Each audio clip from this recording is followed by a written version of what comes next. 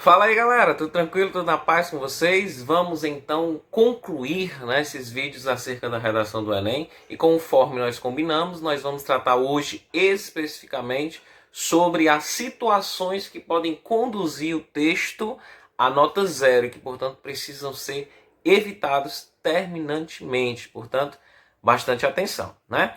Nós vimos no vídeo anterior em que tratei, da competência 5, que é a proposta de intervenção, que até 2017, a redação que ferisse os direitos humanos, ela era anulada, ou seja, ela recebia nota zero.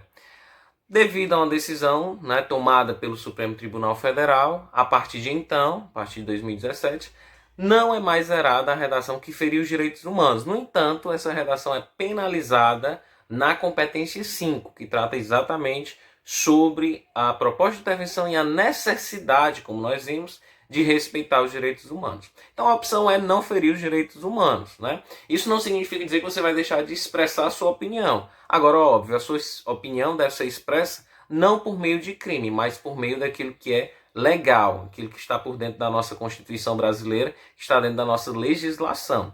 Então, tudo aquilo que pode atentar à vida fere os direitos humanos. Então a gente precisa evitar porque não se forma na escola, não são formados na escola criminosos, são formados na escola, espera-se, pessoas, cidadãos conscientes de seus direitos e deveres dentro da sociedade. Então, cabe respeitar o diferente, respeitar os direitos humanos, beleza?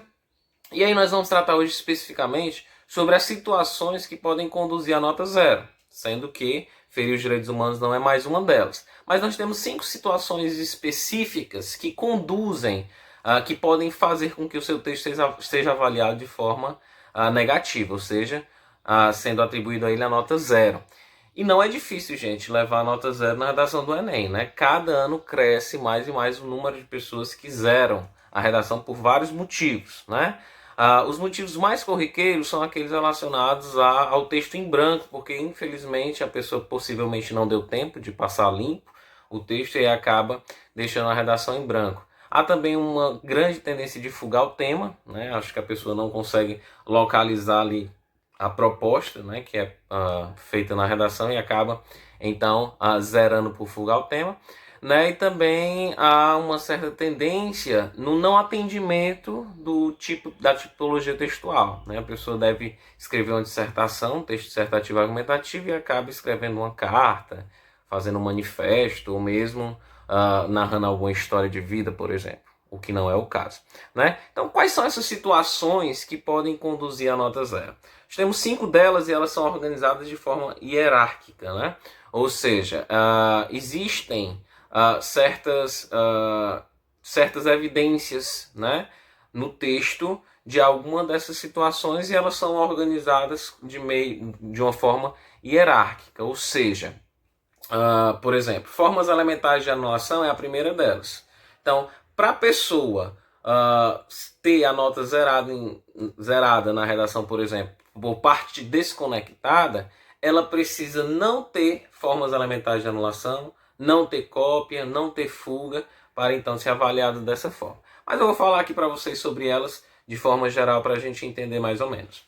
As formas elementares de anulação, também chamada de FEA, são aquelas formas que podem conduzir de certa forma a nota zero por dar a entender ao avaliador que a pessoa, de uma certa forma, quis fazer algo que a comprometesse no certame, ou seja, uma recusa explícita ou não de fazer essa prova. E aí a pessoa assina, a pessoa faz um desenho de qualquer natureza, um emoji, utiliza sinais gráficos que não são aquele de acordo com a modalidade de escrita formal da língua portuguesa, escrevem textos em língua estrangeira e não em língua portuguesa, conforme a exigência do próprio certame, escreve a menos que 7 linhas, porque a gente sabe que um texto é considerado nulo quando ele tem menos 7 linhas, ou quando tem mais 7 linhas, mais de cópia, o texto também é outro motivo para levar uma nota zero.